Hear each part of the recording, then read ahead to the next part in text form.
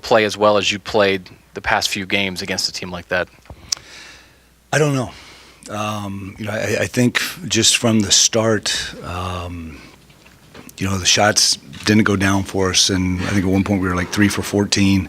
I didn't think defensively, like we weren't communicating at the level we needed to communicate at. And we didn't make changes. I mean, it's not like we were doing something that we just put in, but we were tight-lipped. And usually when we're playing, we're talking, we're moving, and they kind of had their way in terms. And when you play a team like Wisconsin, and they chew the clock, and they score, it can be deflating. And we had talked about that going in, like, hey, it's the last 10 seconds of the shot clock.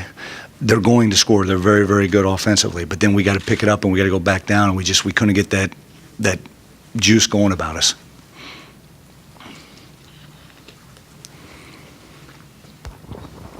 That for being a regular season finale, you've had a lot of success at home in March. How disappointed are you maybe personally just with what you saw out there today, and how do you spring forward, and what do you expect for the next week? Yeah. Well, I don't ever take wins and losses personal. I think, as I told our guys, we were talking about it during the game last time out, just like, hey, we gotta pick ourselves up. We gotta move forward. This is, you do this long enough, you have games like this where nothing seems to work. The some of the bounces of the ball that went to them, you're just sort of like, man, maybe it's not meant to be today.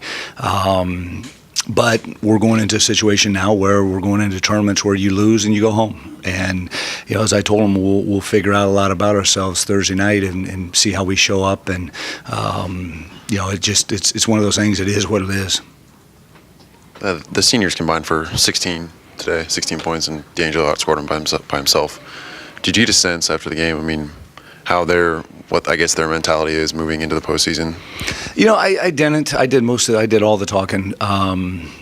But, I think from that perspective, those guys got to realize that, hey, things are winding down and hey, it's March, crazy things happen. And that's the biggest thing I want from those guys is, A, to value the remainder of the season, and B, to know that this team has played some great basketball, and we have no other choice but to play our best basketball from this point forward. You mentioned the communication on defense. Is it also a case that Wisconsin is just that good on offense? Sometimes the ball moves faster than you can talk? Yeah. No question about that.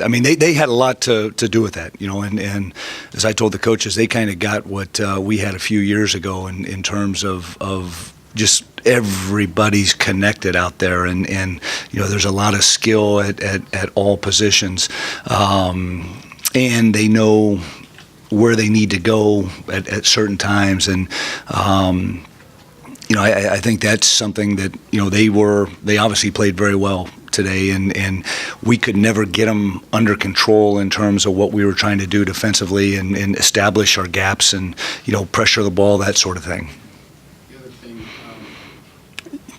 what was your thought of going with Jay Sean against Kaminsky? Was it just footwork and movement, or what? Yeah, he leads them in assist. At 7 feet tall, leads them, I think, in scoring, and he moves a little bit more. Hayes isn't quite as skilled as he is in terms of the passing, and so it was just I thought Jay Sean did a pretty good job, especially early. Coach, D'Angelo wasn't as sharp as he's shown this year today. Was that a function of Wisconsin, or was it he's just not quite right physically? Because I know you said he was on antibiotics a few weeks ago. What's going on with him? No, I think it just probably had one of those games.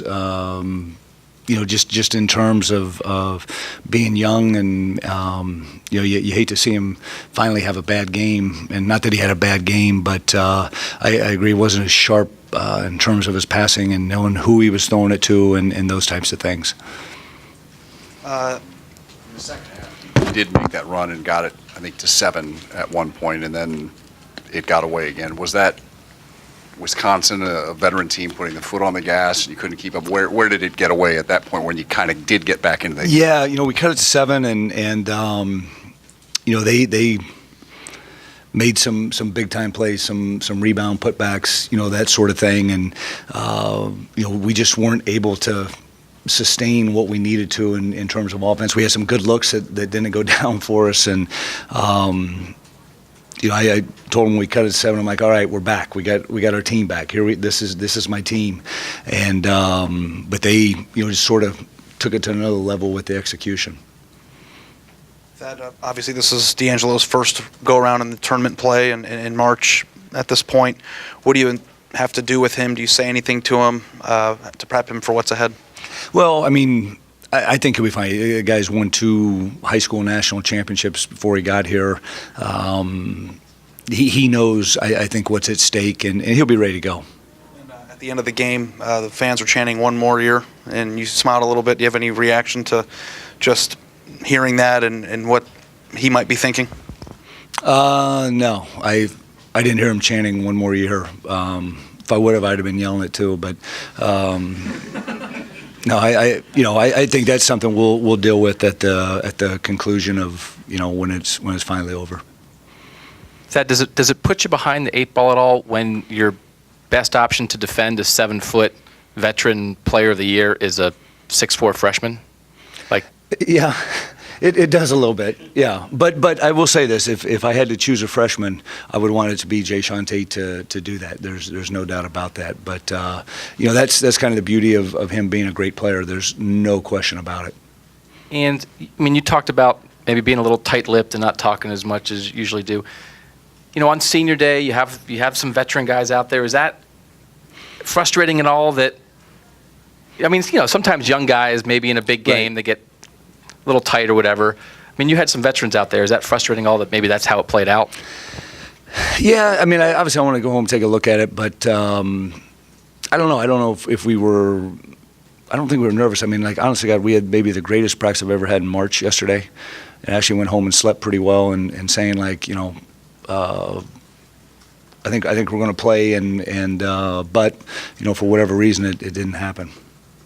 You say crazy things happen in March, but isn't that dependent somewhat or a lot on your seniors really kind of taking it up a notch, and you just keep waiting for that to happen, right? Yeah, no, yeah. I mean, I think that experience is huge in March, and obviously I want to get those guys playing their best basketball down this stretch, and playing with a chip on their shoulder in terms of just.